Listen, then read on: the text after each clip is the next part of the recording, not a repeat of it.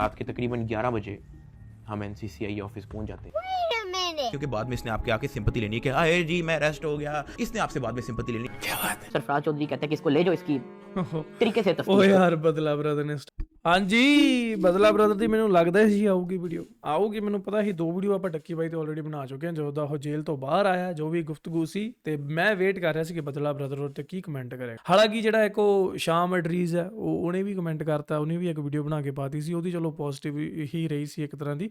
ਪਰ ਬਦਲਾ ਬ੍ਰਦਰ ਨੇ ਕੀ ਕੀਤਾ ਮੈਨੂੰ ਲੱਗਦਾ ਨਹੀਂ ਪੋਜ਼ਿਟਿਵਿਟੀ ਦੀ ਉਮੀਦ ਇੱਧਰੋਂ। ਤੇ ਦੇਖਦੇ ਹਾਂ ਕਿ ਕੀ ਉਹਨੇ ਭੇਤ ਖੋਲ੍ਹੇ ਆ, ਕਿਹੜਾ ਐਕਸਪੋਜ਼ ਕਰਤਾ ਅੱਜ ਇੱਕ ਵਾਰੀ ਫੇਰ। ਸੋ ਪੂਰੀ ਵੀਡੀਓ ਦੇਖਦੇ ਹਾਂ ਤੇ ਨਾਲ डिस्कस करते हैं। रात के तकरीबन 11 बजे हम एनसीसीआई ऑफिस पहुंच जाते हैं क्योंकि बाद में इसने आपके आके सिंपैथी लेनी है कि अरे जी मैं अरेस्ट हो गया, इसने आपसे बाद में सिंपैथी लेनी। क्या बात है? सरफराज चौधरी कहते हैं कि इसको ले जाओ, इसकी तरीके से ओ तफ्तीश करो। यार ਬਦਲਾ ਬ੍ਰਦਰ ਨੇ ਸਟਾਰਟਿੰਗ ਕੀ ਦਿਖਾਤੀ ਉਹੀ ਕਿ ਜਦੋਂ ਡੱਕੀ ਤੇ ਇਹਦਾ ਕਲੇਸ਼ ਪਿਆ ਸੀਗਾ ਤੇ ਇਹਨੇ ਇਲਜ਼ਾਮ ਲਗਾਇਆ ਸੀਗਾ ਕਿ ਡੱਕੀ ਨੇ ਮੈਨੂੰ ਚਕਵਾ ਕੇ ਜੇਲ੍ਹ ਕਰਵਾਤੀ ਸੀ। ਇਹ ਉਹ ਆਪਾਂ ਸਾਰਾ ਕੁਝ ਦੇਖਿਆ ਹੋਇਆ ਹਨਾ।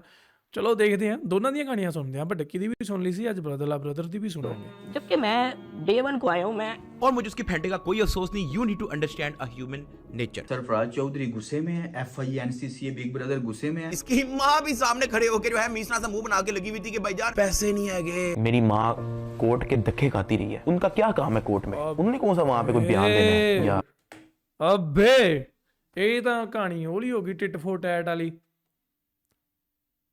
ਹੋ ਮੈਂ ਨਾ ਅਕਸਰ ਕਹਿੰਦਾ ਹੁੰਦਾ ਜਿਹੜੀ ਕਾਇਨਾਤ ਹੈ ਨਾ, ਦੇਖੋ ਮੈਨੂੰ ਨਹੀਂ ਇਹ ਕਹਾਣੀ ਦਾ ਨਹੀਂ ਪਤਾ, ਪਰ ਮੈਂ ਤੁਹਾਨੂੰ ਵੈਸੇ ਇੱਕ ਦੱਸਣ ਲੱਗਾ ਵੀ ਇਹ ਕੀ ਵਾਕਈ ਇੱਦਾਂ ਹੋਇਆ ਜਾਂ ਇਹ ਕੋ ਇਨਸੀਡੈਂਟ ਹੋ ਗਿਆ ਕਿ ਦੋਨਾਂ ਦੀਆਂ ਕਹਾਣੀਆਂ ਮਿਲ ਗਈਆਂ, ਜਾਂ ਜੋ ਉਹਨੇ ਕੀਤਾ ਸੀ ਉਹਨੂੰ ਵੀ ਮਿਲ ਗਿਆ, ਇਹਨੇ ਕੀਤਾ ਸੀ ਉਹਨੂੰ ਮੈਂ ਇਸ ਝੰਜਟ 'ਚ ਨਹੀਂ ਪੈਂਦਾ ਕਿਉਂਕਿ ਆਪਾਂ ਕੌਣ ਹੁੰਦੇ ਡਿਸਾਈਡ ਕਰਨ ਵਾਲੇ। ਪਰ ਮੈਂ ਇੱਕ ਗੱਲ ਵੈਸੇ ਕਹਿੰਦਾ ਹੁੰਦਾ, ਅਕਸਰ ਮੈਂ ਆਪਣੇ ਬੱਚਿਆਂ ਨੂੰ ਵੀ ਸਮਝਾਉਂਦਾ, ਮੈਂ ਆਪਣੀ ਫੈਮਿਲੀ 'ਚ ਵੀ ਗੱਲ ਕਰਦਾ ਕਿ ਤੁਸੀਂ ਰੱਬ 'ਤੇ ਯਕੀਨ ਕਰਨਾ ਕਰੋ, ਨਹੀਂ ਕਰਨਾ ਨਾ ਕਰੋ, ਪਰ ਇਹ ਜੋ ਕਾਇਨਾਤ ਹੈ ਨਾ, ਜੋ ਕੁਦਰਤ ਹੈ ਬਈ ਇਹ ਭਾਜੀ ਨਹੀਂ ਰੱਖਦੀ, ਇਹ ਤੁਹਾਨੂੰ ਮੋੜੇਗੀ। ਇਹ ਤੁਸੀਂ ਕਿਸੇ ਦਾ ਚੰਗਾ ਕਰੋਗੇ ਤੁਹਾਨੂੰ ਇਹ ਉਹਦੇ ਚੰਗੇ ਰੂਪ ਵਿੱਚ ਚੰਗਾ ਹੀ ਦੇਊਗੀ। ਜੇ ਤੁਸੀਂ ਕਿਸੇ ਦਾ ਇੰਨਾ ਕੁ ਵੀ ਮਾੜਾ ਕੀਤਾ ਨਾ ਤੇ ਉਹ ਤੁਹਾਨੂੰ ਇਸ ਕੁਦਰਤ ਨੇ ਤੁਹਾਡੇ ਨਾਲ ਮਾੜਾ ਉਹ ਚੀਜ਼ ਕਰ ਹੀ ਦੇਣੀ ਹੈ। ਚਾਹੇ ਜੇ ਤੁਸੀਂ ਜਿੰਨਾ ਮਰਜ਼ੀ ਜ਼ੋਰ ਲਾ ਲਓ, ਤੁਸੀਂ ਜੋ ਕਰੋਗੇ ਜੋ ਬੀਜੋਗੇ ਉਹੀ ਵੱਢੋਗੇ। ਇਹ ਮੈਂ ਅਕਸਰ ਗੱਲ ਕਹਿੰਦਾ। कोई स्टेटमेंट देनी है? अस्सलाम वालेकुम। मुझे पता है आपको तू फिर आ गया मौके का फायदा उठाने। ओ भाई नहीं, मैं रोस्ट करने नहीं आया, कुछ फैक्ट्स बताने आया। और भले ही उसने मुझे अपना दुश्मन बनाया हुआ है, लेकिन मैं इतना सख्त दिल नहीं हूँ कि उसके रोने का मजाक उड़ाऊं। लेकिन कुछ सवाल हैं जो आपको भी तंग कर रहे होंगे, मैं उन्हीं को डिस्कस करने आया हूँ। जो आपको भी तंग कर रहा होगा कि उसने chief of army staff Asim Munir का क्यों शुक्रिया अदा किया। I want to thank Field Marshal Asim Munir साहब and Director General of Military। दूसरा सवाल, बिग ब्रदर कौन है? उसके अंदर उन्होंने कहा कि फील्ड मार्शल आसिम मुनीर साहब का शुक्रिया, DG MI का शुक्रिया। ਹਾਂ ਇਹ ਮੈਂ ਵੀ ਦੇਖਿਆ ਸੀ ਟਿਕਟੋਕ ਤੇ, ਇੱਕ ਬਿਗ ਬ੍ਰਦਰ ਜਿਹੜਾ ਬੜਾ ਵਾਇਰਲ ਹੋਣ ਡਿਆ ਸੀਗਾ। ਉਹ ਇੱਕ ਜ਼ਮਾਨ ਕਰਕੇ ਬੰਦਾ ਨਹੀਂ ਜਿਹੜਾ ਰਜਬ ਦੇ ਨਾਲ ਹੁੰਦਾ, ਜਿਹੜਾ ਪੋਲੀਟੀਕਲ ਥੋੜ੍ਹੇ ਉਹਦੇ ਹੈਗੇ ਸੀ, ਪਹਿਲਾਂ ਖੜਾ ਹੋਇਆ ਸੀ ਸ਼ਾਇਦ ਉਹ ਸੀਟਾਂ 'ਚ ਕਿਤੇ, ਤੇ ਉਹਦੇ ਨਾਲ ਹੁੰਦਾ ਉਹ ਬਿਗ ਬ੍ਰਦਰ। ਉਹ ਸਰਕਲ ਕਰਕੇ ਦੱਸ ਰਹੇ ਸੀ, ਪਤਾ नहीं वो है ਜਾਂ नहीं, पर मैं देखा टिकटॉक। क्या DG MI और फील्ड मार्शल आसिम मुनीर का ये काम है जिसके लिए इनको शुक्रिया अदा किया जा रहा है? तीसरा सवाल कि अगर जुए की एप्स को प्रमोट करने वालों को ही पकड़ना था तो सिर्फ डक्की को क्यों पकड़ा? और भी तो हजारों पाकिस्तान में यूट्यूबर्स हैं, उनको क्यों नहीं पकड़ा? चौथा सवाल, FIA ने डक्की को पकड़ा तो सही, लेकिन किसके कहने पे? पांचवा सवाल, डक्की को अगर सिर्फ इंसाफ के लिए पकड़ा गया था, जुए की प्रमोशंस के लिए, तो सरफराज अहमद चौधरी की या डक्की से कोई पर्सनल दुश्मनी थी जो उसने एक बच्चे के सामने डक्की पर तशद्दुद किया? जो बहुत जोर का पीछे थप्पड़ मारता है सरफराज चौधरी साहब उस 7 साल के बच्चे को कहते हैं ये देखो इसके साथ क्या हो। जब मैं कॉल करता हूँ तब बदला की और इसकी लड़ाई हो रही होती है तो किडनैपिंग को, तशद्दुद को, जुल्म को नॉर्मल बताने के लिए, नॉर्मलाइज जस्टिफाई करने के लिए कह रहा है कि लड़ाई हो रही थी। जब मैं कॉल करता हूँ तब बदला की और इसकी लड़ाई हो रही होती है तो अब अगर हम भी तुम्हारा रोना सुन के जो तुम पे तशद्दुद हुआ कहें कि तुम्हारी और सरफराज चौधरी की लड़ाई हो रही थी, जिस तरह तुमसे ताकतवर ने तुम पे तशद्दुद किया ना, उसी तरह तुमने भी मुझ पे ताकत के नशे में तशद्दुद ही करवाया था। मैं कहता हूँ कि भाईजान इसको छोड़ना नहीं है और इसको कहो कि मेरी वाइफ वाली वीडियो जो है उसको डिलीट करे। थप्पड़ वो मारी जा रहा होता है पीछे, वो वीडियो कॉल पे उस बच्चे को दिखा रहा होता है कि इन पांचों सवालों के कंप्लीट जवाब अपने जाती एक्सपीरियंस से आपको बताता हूँ। देखिए हम टू दी पॉइंट बात करेंगे। डक्की को पकड़ा है पाकिस्तानी गवर्नमेंट ने, असली गवर्नमेंट समझ जाया करो। मैं इस वीडियो में एक्सप्लेन कर चुका हूँ कि डक्की को सिर्फ इसलिए पकड़ा था क्योंकि डक्की जो प्रमोशन कर रहा था उसकी वजह से उसके लाखों फैंस पाकिस्तान से करोड़ों रुपया बाहर भेज रहे थे। 100 रुपया डिपॉजिट करके भी करोड़ों रुपया पाकिस्तान से बाहर जा रहा था। एस्टेब्लिशमेंट ने FIA को कहा कि ये बंदा पकड़ना है और इसको छोड़ना नहीं। 1-2 दिन हमें पैसे लेके नहीं दो तो आदत है पैसे लेके छाड़ देंगे, वो बंदा छोड़ नहीं देना। एक अरसा इसको जेल में रखना है ताकि जुबे की एप्स की जो मोटिवेशन है ना वो डीमोटिवेट हो जाए और इस चीज की प्रमोशन करना यूट्यूबर्स बंद कर दें और खेलना ही बंदे बंद कर दें। ताई होना नहीं मतलब बड़ा यूट्यूबर जा रहा है वो रुक जाए। ये मैं ऑलरेडी इस वीडियो में एक्सप्लेन कर चुका हूँ। अब बातें हैं मुद्दे पे कि बिग ब्रदर कौन है और आर्मी चीफ का इसने शुक्रिया अदा क्यों किया। I want to thank field marshal Asim Munir साहब। देखिए इतना तो कॉमन सेंस आपको भी पता चल गया होगा कि बिग ब्रदर है एस्टेब्लिशमेंट। तो अगर बिग ब्रदर यानी एस्टेब्लिशमेंट ने ही डक्की को पकड़वाया था तो उसने ही इसको छुड़वाने में मदद क्यों की। देखें एस्टेब्लिशमेंट ने FIA को कहा था कि आपने इसको एक अरसा जेल में रखना है, जैसे मर्जी रखो। अब FIA ने जो डक्की के साथ किया, खासकर सरफराज चौधरी ने, वो एस्टेब्लिशमेंट ने नहीं कहा। एस्टेब्लिशमेंट ने इसे सिर्फ पकड़वाया एक अरसे के लिए, तो इसके साथ 3 महीने होता रहा। वो इसकी किस्मत में था, इसकी बुरी किस्मत, बुरा टाइम, जो मर्जी आप कह लें। ऑफ कोर्स इसके साथ जुल्म हुआ है, जुल्म कहें, तशद्दुद कहें, किसी ने अपनी दुश्मनी निकाली है, फायदा उठाया FIA वालों ने मौके का, ये वो वगैरह वगैरह। तो लुबिल बाब ये है कि बिग ब्रदर ने ही इसको पकड़वाया और वो ही इसको छुड़वा के इसका मसीहा बना। तो आप सोचोगे क्या डक्की को इस बात का पता है? ऑफ कोर्स हमें पता चल सकता है, तो डक्की इतना बच्चा नहीं, उसे पता है। लेकिन डक्की आपके सामने, लोगों के सामने सच इसलिए नहीं बोलेगा क्योंकि वो एक बिजनेसमैन है। उसकी फर्स्ट प्रायोरिटी पैसा है, इसलिए उसने कहा कि मुझे पाकिस्तान ने सब कुछ दिया, मैं पाकिस्तान छोड़ के नहीं जाऊंगा। कि जहां 8 साल इस मुल्क ने आप पे कोई मुश्किल नहीं आने दी, तो 3 महीने की मुश्किल पे मैं इस मुल्क को छोड़ के कैसे जा सकता हूँ? मैं इधर ही हूं, मैं कहीं नहीं जा रहा। बेटा क्योंकि तेरी जिंदगी का मकसद सिर्फ पैसा है। तू एक सिर्फ अमन वाली जिंदगी चाहता है जिसमें कोई टेंशन ना हो। लेकिन अल्लाह ने तुझे इतना बड़ा मौका दिया, इतना बड़ा प्लेटफॉर्म दिया ना, अगर तू पाकिस्तानी अवाम के लिए, मुआशरे के लिए, दीन के लिए कुछ कर जाए ना, तो मरने के बाद भी याद रखा जाएगा। लेकिन नहीं, इन सारे बड़े मकासद में कुर्बानियां देनी पड़ती हैं, टेंशन लेनी पड़ती है। और तुम्हारी जिंदगी का मकसद तो पैसे से ही शुरू होता है, पैसे पे ही खत्म हो जाता है। ये असल वजह है जिसकी वजह से तुम पाकिस्तान छोड़ के नहीं जाओगे। तो ये लोगों के सामने ड्रामा ना करो, सिंपैथी, झूठी सिंपैथी ना लो। पाकिस्तान ने तुझे 8 सालों में इतना कुछ दिया, तूने पाकिस्तान को बदले में क्या दिया? बच्चों को जुए पे लगा दिया और नाच गाने पे लगा दिया। तो अगर वो सच बोलेगा तो पाकिस्तान से बाहर जाके बोलेगा ना, अगर पाकिस्तान के अंदर रह के बोलेगा उन्होंने फिर लम्या पा लेना है। तो दैट्स व्हाई डक्की ने कहा कि मैं पाकिस्तान में ही रहूंगा। क्यों? उसकी फर्स्ट प्रायोरिटी पैसा है और पाकिस्तानी अवाम है। क्यों? उसे पता है जैसे रजब भट्ट बाहर गया उसके 1-1 मिलियन व्यूज आ रहे हैं। 8 मिलियन सब्सक्राइबर्स वाले बंदे को 1-1 मिलियन व्यूज। क्यों? क्योंकि वो उनके अंदर नहीं, इंगेजमेंट नहीं, ऑडियंस के अंदर रहना पड़ता है इंगेजमेंट के लिए, समझ रहे हो? इसलिए उसने कहा कि मैं पाकिस्तान को नहीं छोड़ूंगा। तो अगर उसने सच बोला तो पाकिस्तान छोड़ना पड़ना है। वो रजब भट्ट भी अब पाकिस्तान में आया, वो आया नहीं, उसे भी लाया गया। बिग ब्रदर सोशल मीडिया के मोस्ट हाइप्ड इन्फ्लुएंसर्स को अपनी तरफ कर रहा है। सरफराज चौधरी कहते हैं कि इसको ले जाओ, इसकी तरीके से तफ्तीश करो। जबकि मैं डे 1 को आया हूँ, मैं सब कुछ, मोबाइल का पासवर्ड, मैंने लैपटॉप के पासवर्ड, मैंने जीमेल के पासवर्ड, मैंने एक चीज़ नहीं छोड़ी। मुझे आज जितने ऑफिसर्स थे वहाँ पे, मुझे एक ऑफिसर आके दिखा दे, बता दे कि डक्की भाई ने हमें ये चीज़ नहीं थी दी, इसलिए हमने मारा है। वो तफ्तीश के अंदर इस जगह कोऑपरेट नहीं था करा, इसलिए हमने मारा है। तशद्दुद को किसी भी सूरत में इंडोर्स नहीं किया जा सकता, यही तो मैं आपको रियलाइज करवाना चाहता हूँ। जैसे आपने पहले गुंडों के जरिए किडनैपिंग के दौरान मेरे ऊपर तशद्दुद करवाया और आपको गुस्सा आ गया था और आपने कहा इसको छोड़ना नहीं, वीडियो डिलीट कर दी या सीधी टैसी। फिर आपने पुलिस वाले गुंडों के जरिए मुझे तशद्दुद करवाया और कॉल पे आप मेरी चीखें सुन रहे थे। तो जब आप अपनी ताकत का इस्तेमाल कर रहे थे मेरे ऊपर तशद्दुद करके, तो आपसे ऊपर भी कोई ताकत वाला होगा, उसने आप पे अपनी ताकत आजमा ली। तो आपके ऊपर जो तशद्दुद हुआ है, अगर वो गलत है, तो मेरे ऊपर जो तशद्दुद हुआ है वो सही कैसे हो सकता है? और मुझे उसकी फैंटे का कोई अफसोस नहीं। You need to understand a human nature. Ducky भाई ने हमें ये चीज़ नहीं थी दी, इसलिए हमने मारा है। लेकिन अफसोस की बात यह है कि इसने 8 महीने पहले बड़ी ढटाई के साथ, स्वैग के साथ इस चीज को जस्टिफाई किया था कि मेरे साथ जो इसने किया बिल्कुल ठीक किया, मुझे कोई अफसोस नहीं। चलो फटाफट इसको गालियां दो। बच्चा कहता है कि सरफराज चौधरी साहब कहते हैं और का बच्चा, सरफराज चौधरी साहब कहते हैं का बच्चा। जी बिल्कुल,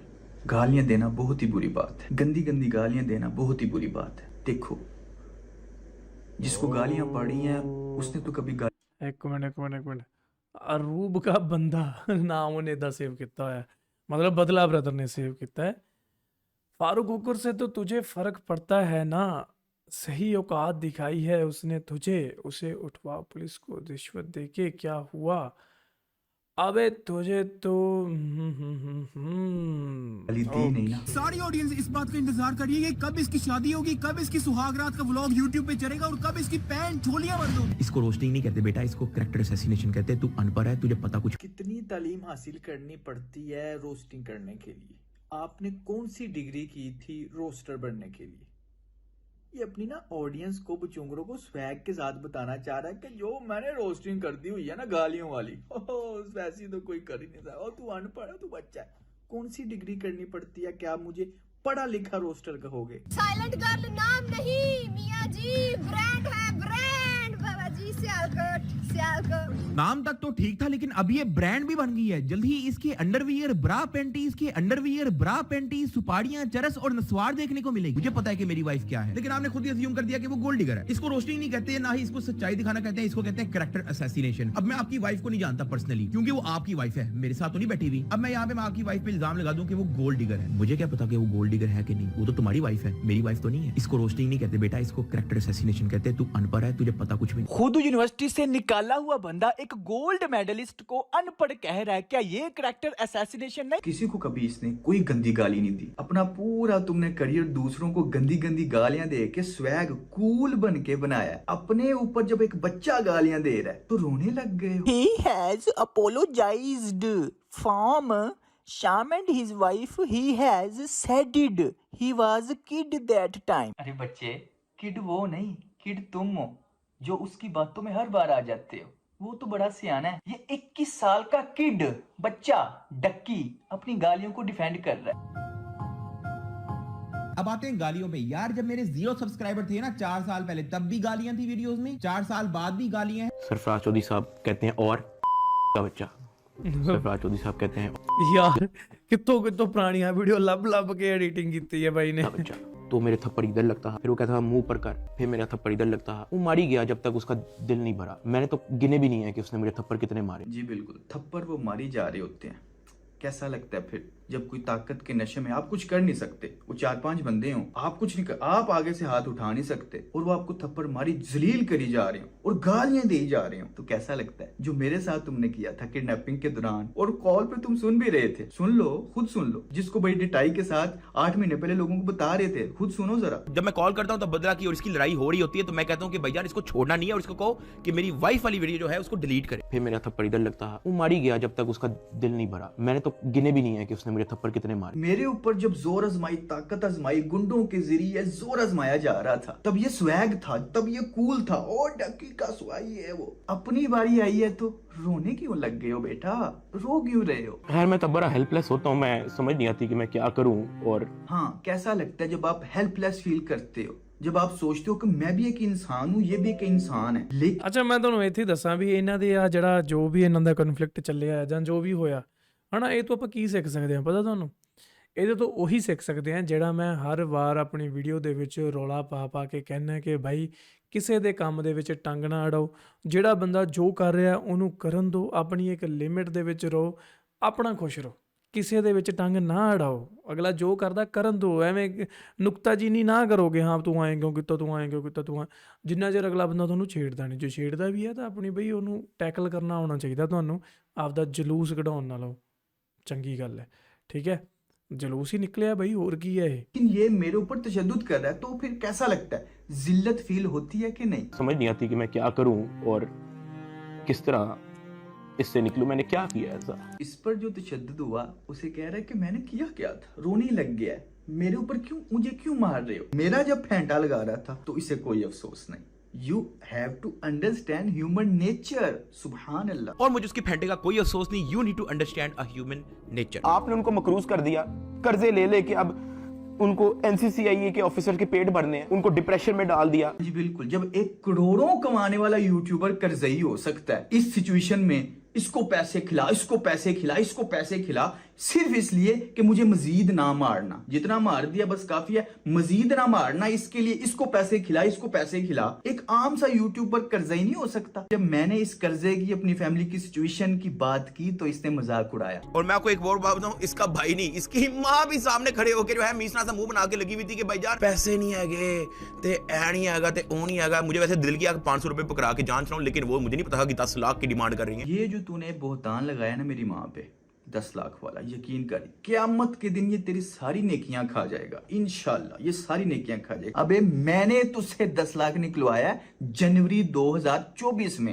मैं 16 लाख निकलवा रहा था। जैसे तूने प्लानिंग करके मुझे फंसा के मेरी फैमिली के साथ सुलह की थी ना, फिर मैंने भी तेरे साथ गेम खेली। मेरे पास भी अकल है तो मैंने तुझसे पैसे निकलवाए। अन्नी दिया 5 लाख तुझसे, 5 लाख नानी वाले से। तूने मेरी माँ के ऊपर जो बोहतान लगाया ना, तेरी सारी नेकियां खा जाएगा। मेरी माँ कोर्ट के धक्के खाती रही है। उनका क्या काम है कोर्ट में? उन्होंने कौन सा ਯਾਰ वहाँ पे ਦੇਖੋ ਨਾ ਆ ਦੇਖੋ ਕਿੱਡੀ ਵਧੀਆ ਇੱਕ ਤੁਹਾਨੂੰ ਸਿੱਖਿਆ ਮਿਲ ਰਹੀ ਹੈ ਸਾਰਿਆਂ ਨੂੰ, ਇਨਕਲੂਡਿੰਗ ਮੀ, ਕਿ ਤੁਹਾਡੀ ਦੋਨਾਂ ਦੀ ਕਿਸੇ ਵੀ ਬੰਦੇ ਨਾਲ ਤੁਹਾਡੀ ਪਰਸਨਲ ਰੰਜਿਸ਼ ਹੈ। ਮਾਵਾਂ ਨੇ ਕੀ ਕਿਹਾ ਯਾਰ? ਦੇਖੋ ਇੱਕ ਦੂਜੇ ਦੀਆਂ ਮਾਵਾਂ ਨੂੰ ਵਿੱਚ ਮਾਂ ਦੇ ਪੈਰਾਂ 'ਚ ਜੰਨਤ ਹੈ ਬਈ। ਇਹ ਮਾਂ ਹੀ ਹੈ ਜਿਹਨੇ ਤੁਹਾਨੂੰ ਪਾਲ ਪੋਸ ਕੇ ਵੱਡਾ ਕੀਤਾ, ਤੇ ਉਸੇ ਮਾਂ ਨੂੰ ਤੁਸੀਂ ਬਦਨਾਮ ਕਰ ਰਹੇ ਹੋ ਯਾਰ। ਦੇਖੋ ਆਪਦੀ ਮਾਂ ਦੀ ਗੱਲ ਨਹੀਂ, ਕਿਸੇ ਦੀ ਮਾਂ ਨੂੰ ਵੀ ਨਹੀਂ ਅਸੀਂ ਗਲਤ ਕਹਿਣਾ ਯਾਰ। ਸ਼ੁਕਰ ਆ ਵਾਹਿਗੁਰੂ ਸੱਚੇ ਪਾਤਸ਼ਾਹ ਕਿ ਮੇਰੇ ਮੂੰਹ 'ਚੋਂ ਕਦੇ ਨਿਕਲਿਆ ਨਹੀਂ ਕਿਸੇ ਦੀ ਮਾਂ ਲਈ ਵੀ। ਸਭ ਦੀਆਂ ਮਾਵਾਂ ਲਈ ਯਾਰ ਰਿਸਪੈਕਟ ਹੈ, ਬਹੁਤ ਜ਼ਿਆਦਾ ਰਿਸਪੈਕਟ ਹੈ ਸਭ ਦੀਆਂ ਮਾਵਾਂ ਲਈ। ਮੇਰਾ ਕੋਈ ਦੁਸ਼ਮਣ ਵੀ ਹੋਊਗਾ ਨਾ, ਉਹਦੀ ਮਾਂ ਲਈ ਫਿਰ ਵੀ ਮੇਰੇ ਕੋਲ ਰਿਸਪੈਕਟ ਹੈ। ਇਹ ਇੱਕ ਮਾਂ ਦਾ ਅਹੁਦਾ ਹੈ ਯਾਰ, ਇਹ ਮਾਂ ਡਿਸਰਵ ਕਰਦੀ ਹੈ। कोई बयान देना है या कोई स्टेटमेंट देनी है। इसकी माँ भी सामने खड़े होकर जो है मीसना सा मुंह बना के लगी। डक्की ने गलत किया, इतने डक्की ने गलत किया, ये गलत है। या वो कौन सी वकील है जो उनका कोर्ट में कोई काम है? वो सिर्फ वहाँ पे इसलिए आती ही कि मुझे कुछ 30-40 सेकंड के लिए अपने बेटे की झलक देखने को मिल जाए, मैं बस देख लूं कि यार मेरा बेटा ठीक है। इसकी माँ भी सामने खड़े होकर जो है मीसना सा मुंह बना के लगी हुई थी, सिर्फ इसलिए आती रही। तुम्हारी माँ माँ है, मेरी माँ माँ नहीं। तुम कोई अलहदा इंसान हो, तुम कोई फरिश्ते हो, अलहदा से जमीन पे आए हो। तुम और मैं, हम ਐਜ਼ ਅ ਹਿਊਮਨ ਇੱਕ ਨਹੀਂ। ਮਾਂ ਦਾ ਕੋਈ ਵੀ ਮਾਂ ਹੋਵੇ, ਉਹਦਾ ਬੱਚਾ ਇਹੋ ਜਿਹੀ ਸਿਚੁਏਸ਼ਨ ਦੇ ਵਿੱਚ ਹੋਵੇ ਨਾ ਕਿ ਉਹਨੂੰ ਜੇਲ੍ਹ ਹੋ ਗਈ ਹੋਵੇ ਤੇ ਉਹ ਪਰੇਸ਼ਾਨ ਹੋਵੇ, ਤਾਂ ਯਾਰ ਮਾਂ ਦਾ ਮਾਂ ਹੀ ਆ, ਉਹਦਾ ਤਾਂ ਰੋ ਬੁਰਾ ਹਾਲ ਹੋਣਾ। ਤਾਂ ਇਹ ਗੱਲਾਂ ਸਮਝੋ ਯਾਰ, ਮੈਚਿਓਰ ਹੈ ਇਹ ਦੋਨੇ ਹੀ। ਪਰ ਦੇਖੋ ਬਦਲਾ ਬ੍ਰਦਰ ਇੱਥੇ ਹੁਣ ਆਪਾਂ ਨੂੰ ਕਿਉਂ ਠੀਕ ਲੱਗ ਰਿਹਾ? ਉਹ ਪੂਰੇ ਲੌਜਿਕ ਦੇ ਨਾਲ ਗੱਲ ਕਰ ਰਿਹਾ, ਪੂਰੇ ਫੈਕਟ ਦੇ ਨਾਲ ਗੱਲ ਕਰ ਰਿਹਾ, ਡਾਇਰੈਕਟ ਗੱਲ ਕਰ ਰਿਹਾ ਸ਼ੁਰੂ ਤੋਂ, ਠੀਕ ਹੈ।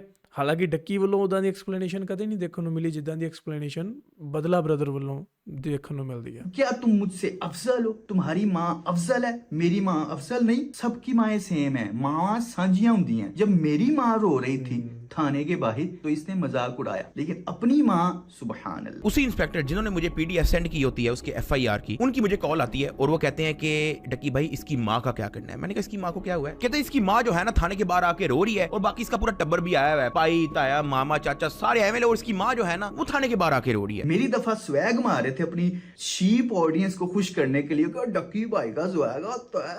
अपनी जगह रो रहे हो, अपनी बारी आई हो तो ऐसे सिंपैथी ले रहे हो। ओ भाईजान मैं तो मिठाइयां भी बांटूंगा हमसायों में। सेलिब्रेटिंग क्या होता है? एक बंदा मेरी पूरी फैमिली को मेंटल टॉर्चर से गुजार चुका है और आप कह रहे हो कि मैं उसको सेलिब्रेट भी ना करूं जब उस पे FIR लॉन्च हो गई है। मेरे ऊपर फेक FIR करवा के, मेरी फैमिली को टॉर्चर करवा के, जहनी उनको इतनी बुरी सिचुएशन से गुजरवा के ये मिठाइयां बांटने का सोच रहा था, लेकिन मैंने नहीं सोचा, अल्लाह की कसम मैंने नहीं सोचा। बस जब तुम पकड़े हो, जाहिर बात है तुमने मुझे अपना दुश्मन बनाया हुआ है, तो जब पकड़े गए एक होता है कि हाँ फड़िया गया। यकीन करो अल्लाह की कसम 5-10 दिन बाद जब कुछ दिन गुजरे हैं मुझे तुम पे तरस आ रहा था। ये सब कुछ होने के बाद आप लोग मेरे से एक्सपेक्ट नहीं कर सकते कि ये बंदा मेरी गुड बुक्स में है और एक बंदा इस पे गुस्सा हुआ है तो मैं उसको ये नहीं कहूंगा नहीं यार नदीम ऐसे नहीं करो यार, वो लल्ला ब्रदर बेचारा रो पड़ेगा यार, ऐसे नहीं करो यार, गुस्सा नहीं करते। सरफराज चौधरी साहब, हाँ FIA साहब, NCCA साहब, बिग ब्रदर साहब, ना करो बेचारे डक्की भाई के साथ ऐसा। वो बेचारा डक्की छोटी सी बतख रो पड़ेगा।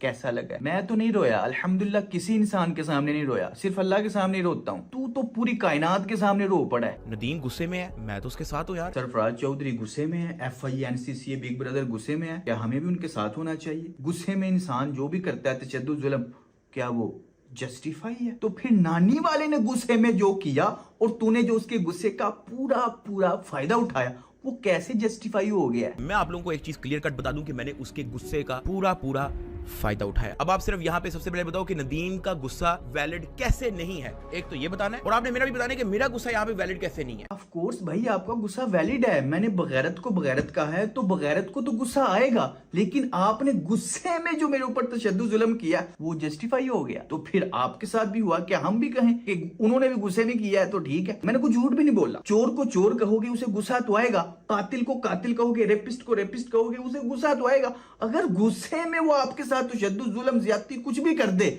तो वो हक पे है, वो हक पे हो गया, और मैं हक पे नहीं हूं, मैं बातिल हूं। और आपने मेरा भी बताना है कि मेरा गुस्सा यहाँ पे वैलिड कैसे नहीं है। भाई ऑफ कोर्स मैंने आपको बगैरत कहा है तो आपका गुस्सा वैलिड है। जिस तरह काबिल का गुस्सा वैलिड था तो उसने हाबिल को कत्ल कर दिया, जिस तरह उस मनहूस लड़के को सना यूसुफ पे गुस्सा आ गया तो क्या उसका गुस्सा वैलिड हो गया और उसे हक पहुंच गया उसे कत्ल करने का। इंडिया में जो लड़के लड़कियों के चेहरों पे तेजाब मारते हैं गुस्से में मारते हैं, कोई पीछे रीजन वाला गुस्सा होता है। यानी आप अंदाजा लगाओ, इसने अपनी ऑडियंस को ये यकीन दिला दिया था कि गुस्से में आप किसी के ऊपर भी जो तशद्दुद करते हो वो ठीक है। अवाम भी बेचारी इतनी भोली भाली है कि सिंपैथी के चक्कर में, वो भेड़ चाल वाली अवाम है ना, सिंपैथी के चक्कर में उसके सारे क्राइम्स ही भूल गई है। और आप भी अब बड़े हो गए हो, समझदार बनो, भेड़ चाल का हिस्सा ना बना करो, अकल से काम लिया करो। ये एक गिरगिट है, मुनाफिक इंसान है, गिरगिट की तरह रंग बदलता है, सिचुएशन के हिसाब से बदल जाता है। फर्स्ट प्रायोरिटी इसकी सिर्फ पैसा है। लेकिन मैं कभी इन चक्करों में इसलिए नहीं पड़ा क्योंकि मुझे पता है कि अगला बंदा है एक मैनिपुलेटर, उसने बनानी है वीडियो और फिर उसने लोगों से लेनी है सिंपैथी, ये कह के कि मैं यार अपने घर में बैठा हुआ था और मुझे सोटियां पड़ गई। हाँ, अगला बंदा है मैनिपुलेटर, उसने वीडियो बनानी है और ऐसे चौंकड़ी मार के बैठ जाना है और लोगों से लेनी है सिंपैथी।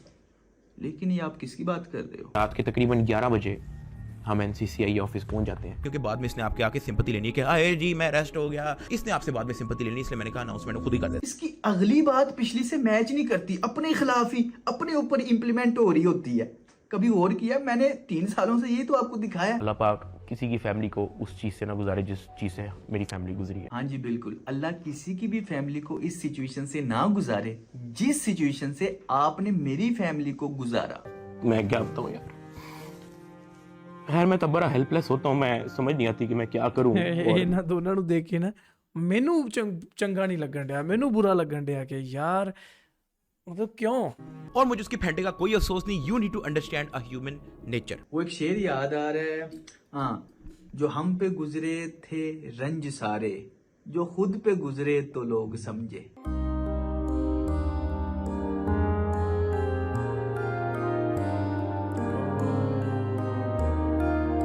मेरे मरने से पहले अगर मुझसे माफ़ी मांग लोगे तो माफ़ कर दूंगा, क़यामत को नहीं। ओके गाइस, ऐसी की एक वीडियो एंड बिलीव मी यार, मतलब मैं पता नहीं इमोशनली थोड़ा ਜਿਹਾ ਕਨੈਕਟ ਕਰ ਗਿਆ ਹੈ ਇਸ ਵੀਡੀਓ ਨੂੰ, ਨਹੀਂ ਤਾਂ ਹਾਲਾਂਕਿ ਬਹੁਤ ਘੱਟ ਇਦਾਂ ਹੁੰਦਾ ਹੈ। ਉਹ ਕਿਉਂ ਪਤਾ ਕਿਉਂ? ਕਿਉਂਕਿ ਇੱਕ ਤਾਂ ਇਹਨਾਂ ਨੇ ਮਾਂ ਦੀ ਗੱਲ ਕੀਤੀ, ਤਾਂ ਜਦੋਂ ਇਦਾਂ ਦੀ ਗੱਲ ਆਉਂਦੀ ਆ ਬਈ ਫਿਰ ਮੇਰੇ ਤੋਂ ਵੀ ਰਿਹਾ ਨਹੀਂ ਜਾਂਦਾ। ਮਤਲਬ ਮੈਨੂੰ ਆਏ ਹੁੰਦਾ ਕਿਉਂ, ਮਤਲਬ ਤੁਹਾਡੀ ਆਪਸੀ ਰੰਜਿਸ਼ ਆ, ਤੁਸੀਂ ਕਰੋ ਯਾਰ, ਕੀ ਪਿਆ ਲੜਾਈਆਂ 'ਚ ਯਾਰ, ਕੁਝ ਨਹੀਂ ਪਿਆ ਐਟ ਦਾ ਐਂਡ।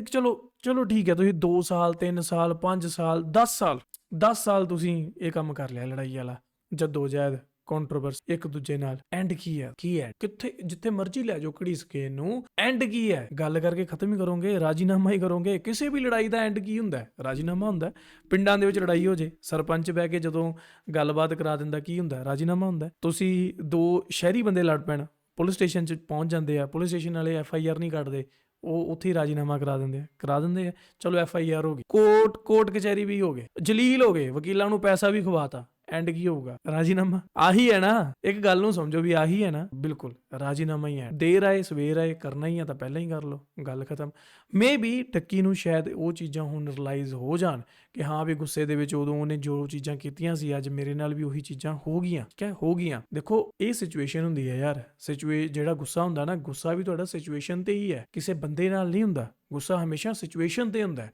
ਕਿਸੇ ਬੰਦੇ ਨੇ ਤੁਹਾਨੂੰ ਗਾਲ ਕੱਢੀ ਤਾਂ ਉਹ ਸਿਚੁਏਸ਼ਨ ਸੀ, ਜਿਹੜੀ ਸਿਚੁਏਸ਼ਨ ਵਿੱਚ ਉਹਨੇ ਤੁਹਾਨੂੰ ਗਾਲ ਕੱਢਤੀ, ਤੁਹਾਨੂੰ ਉਹ ਗੁੱਸਾ ਆ ਗਿਆ ਕਿ ਉਹਨੇ ਮੈਨੂੰ ਗਾਲ ਕੱਢੀ, ਠੀਕ ਹੈ। ਤੇ ਉਸ ਗੁੱਸੇ ਦੇ ਵਿੱਚ ਤੁਸੀਂ ਉਹਦੀ ਫੈਂਟੀ ਲਾ ਦੋ, ਬਹੁਤ ਕੁਝ ਕਰ ਦੋ, ਤੁਸੀਂ ਉਹਦੇ ਜ਼ਖਮ ਪਾ ਦੋ, ਉਹਨੂੰ ਕੁੱਟ ਨੀਲਾ ਕਰ ਦੋ, ਠੀਕ ਹੈ। ਤੁਸੀਂ ਉਹ ਕੋਈ ਮਤਲਬ ਬਾਲਾ ਹੀ ਜ਼ਿਆਦਾ ਤਸ਼ੱਦਦ ਕਰ ਦੋ ਤਾਂ ਉਹ ਜਸਟੀਫਾਈਡ ਨਹੀਂ ਹੋਏਗਾ, ਸਮਝੇ ਗੱਲ। ਇੱਕ ਗਾਲ ਕੱਢਣ ਤੇ ਤੁਸੀਂ ਹੱਥੇ ਪਾਈ ਤੇ ਆ ਜਾਓ, ਉਹ ਜਸਟੀਫਾਈਡ ਨਹੀਂ ਹੋਏਗਾ। ਕਾਨੂੰਨ ਤੁਹਾਨੂੰ ਤੁਹਾਨੂੰ ਇਹਦਾ ਮਾਫ ਨਹੀਂ ਕਰ ਦੂਗਾ ਕਿ ਉਹਨੇ ਗਾਲ ਕੱਢੀ ਸੀ ਤਾਂ ਕਰਕੇ ਮੈਂ ਉਹਦੀਆਂ ਲੱਤਾਂ ਤੋਂ, ਨਹੀਂ, ਇਦਾਂ ਨਹੀਂ ਹੁੰਦਾ, ਠੀਕ ਹੈ। ਇਹ ਕਾਨੂੰਨੀ ਜ਼ਰੀਆ ਨਹੀਂ, ਠੀਕ ਹੈ ਜੀ। ਸੋ ਹੋਰ ਵੀ ਬਹੁਤ ਸਾਰੀਆਂ ਚੀਜ਼ਾਂ ਹੈ, ਮੇਰੇ ਦਿਮਾਗ 'ਚ ਕੁਝ ਹੋਰ ਗੱਲ ਗੱਲ ਆ ਗਈ। ਚਲੋ ਐਨੀ ਹਾਓ ਉਹ ਮੈਂ ਡਿਸਕਸ ਨਹੀਂ ਕਰ ਸਕਦਾ। ਤੇ ਮਤਲਬ ਕਹਿਣ ਦਾ ਇਹੀ ਹੈ ਕਿ ਯਾਰ ਤੁਹਾਡੀ ਕਿਸੇ ਨਾਲ ਹੁੰਦੀ ਵੀ ਹੈ ਨਾ ਤਾਂ ਉਹਨੂੰ ਟੈਕਲ ਕਰਨਾ ਸੀ ਸਬਰ ਨਾਲ, ਪੇਸ਼ੈਂਸ ਨਾਲ, ਉਹ ਗੱਲ ਨੂੰ ਖਤਮ ਕਰਨਾ ਸੀ, ਕਿਉਂਕਿ ਕਦੇ ਵੀ ਇਹਦੇ ਵਿੱਚ ਕਿਸੇ ਦਾ ਭਲਾ ਨਹੀਂ। ਦੋਨਾਂ ਪਰਿਵਾਰਾਂ ਦਾ ਜਲੂਸ ਹੀ ਨਿਕਲਿਆ, ਹੋਰ ਕੀ ਹੋਇਆ? ਕੁਛ ਨਹੀਂ ਹੋਇਆ, ਠੀਕ ਹੈ, ਖੱਜਲ ਖੁਆਰੀ ਹੋਇਆ, ਹੋਰ ਕੀ ਹੋਇਆ।